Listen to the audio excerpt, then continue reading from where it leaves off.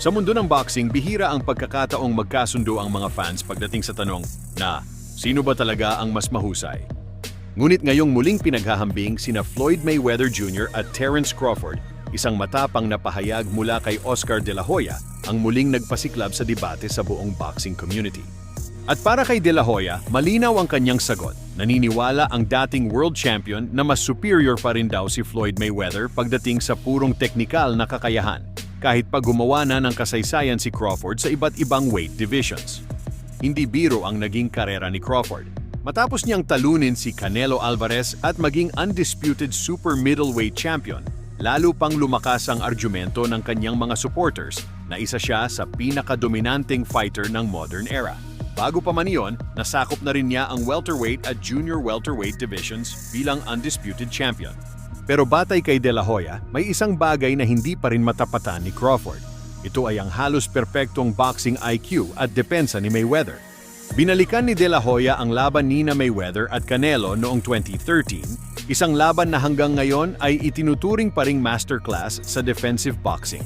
Para sa kanya, literal umanong pinaglaruan ni Mayweather si Canelo sa loob ng ring.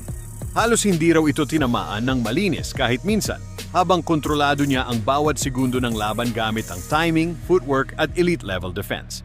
Dito ngayon nagsisimula ang mas mainit na usapan.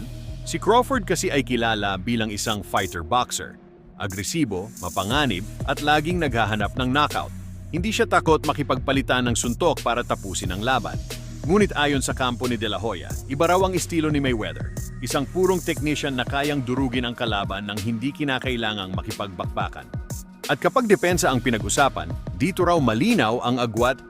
Madalas kasing nagsisimula si Crawford sa pag-a-analyze muna sa kalaban bago gumawa ng adjustments habang tumatagal ang laban. Si Mayweather naman, ayon sa maraming analysts, kontrolado agad ang laban mula sa opening bell pa lang.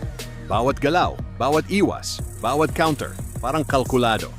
Hindi rin maiwasan ng mga fans na ikumpara kung paano hinarap ng dalawang fighters si Canelo sa magkaibang panahon ng kanilang careers. Habang si Crawford ay tumanggap pa rin ng ilang mabibigat na suntok kahit dominante ang kanyang panalo, si Mayweather naman ay halos hindi mabasa ni Canelo noong sila'y nagharap. At para sa maraming boxing analysts, iyon ang isa sa pinakamalaking ebidensya kung gaano kataas ang antas ni Floyd sa loob ng lona. Pero syempre, hindi lahat sang-ayon. Para sa mga supporters ni Crawford, mas exciting at mas daring ang kanyang estilo. Mas willing siyang sumugal, umakyat ng divisions, at tapusin ang laban sa dramatic fashion. Samantalang si Mayweather ay madalas punahin noon dahil sa pagiging sobrang depensibo. Ngunit sa mata ni Oscar De La Hoya, kapag pinag-usapan na ang teknikal na kahusayan, accuracy, at total control sa loob ng ring, isa pa rin ang nasa tuktok, at iyon ay si Floyd Mayweather Jr. Ngayon, isang tanong ang patuloy na hinahamon ng buong mundo ng boxing. Kung sakaling nagharap sina Prime Mayweather at Prime Crawford, sino kaya talaga ang mananalo? Isang malaking pagsubok ang yumanig ngayon sa mundo ng boxing. Sa panahong umiinit pa lamang ang usapan tungkol sa isa sa pinaka-inaabangang rematch sa buong sport, biglang dumating ang balitang maaaring maudlot muna ang muling paghaharap ni Junto Nakatani at Naoya Inoue. At para sa maraming boxing fans, lalo na sa Pilipinas, masakit itong tanggapin. Dahil pagkatapos ng kanilang brutal at makasaysayang sagupaan sa Tokyo Dome, marami ang naniniwalang hindi pa tapos ang kwento ng dalawang Japanese superstars. Pero ngayon, tila mapipilitang maghintay ang buong boxing community.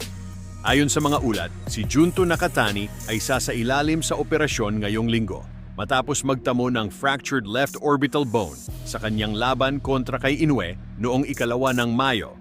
Isang injury na hindi basta simpleng bangas lamang. Orbital fracture, isang seryosong pinsala sa bahagi ng mata na maaaring makaapekto hindi lang sa training, kundi maging sa buong career ng isang fighter kapag hindi agad na agapan. At ang mas nakakagulat, tinapos pa rin ni Nakatani ang buong 12 rounds sa kabila ng matinding sakit. Sa kabila ng unti-unting pamamaga, lumaban siya hanggang dulo sa harap ng libu-libong fans sa Tokyo Dome. Doon nakita ng mundo kung gaano katigas si Nakatani, pero doon din nakita kung gaano kalupit si The Monster. Classic championship instincts, at doon tuluyang nagbago ang laban. Sa huli, nanaig si Inoue via unanimous decision sa isa sa pinakamahirap at pinakadelikadong laban ng kanyang career. Hindi ito simpleng dominanteng panalo lamang, ito ay isang madugong digmaan. At ngayon, Ang aftermath ng laban na iyon ay posibleng magpabago sa direksyon ng buong divisyon. Dahil habang nagpapagaling si Nakatani, isang malaking tanong ngayon ang bumabalot sa boxing world.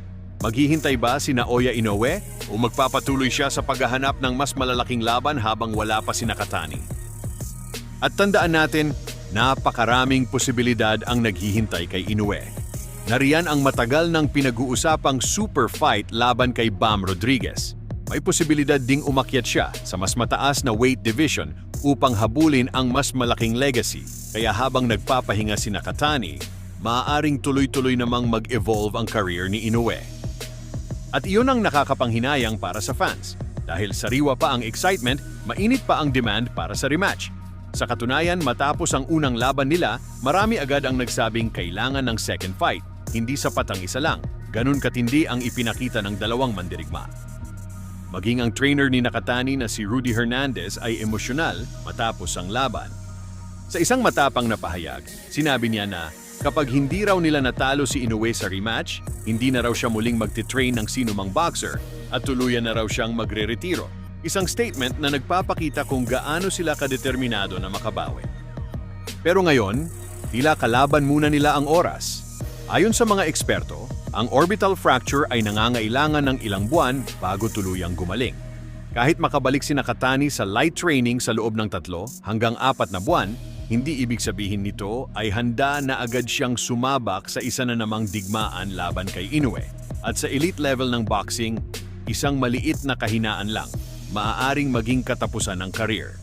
Kaya sa ngayon, mukhang malabong mangyari ang rematch bago matapos ang 2026. At kung totoo iyon, posibleng 2027 na ulit mag-cruise ang landas ng dalawang elite warriors na minsang nagbigay sa boxing world ng isang instant classic match. Pero isang bagay ang sigurado, hindi mawawala ang excitement, hindi mawawala ang demand. Dahil kapag pinag-uusapan ang tapang, puso at world-class na laban, nasa usapan agad sina Naoya Inoue at Junto Nakatani. At kapag dumating ang araw na muling magsagupa ang dalawa, asahan ninyo, ihinto na naman ang buong mundo ng boxing.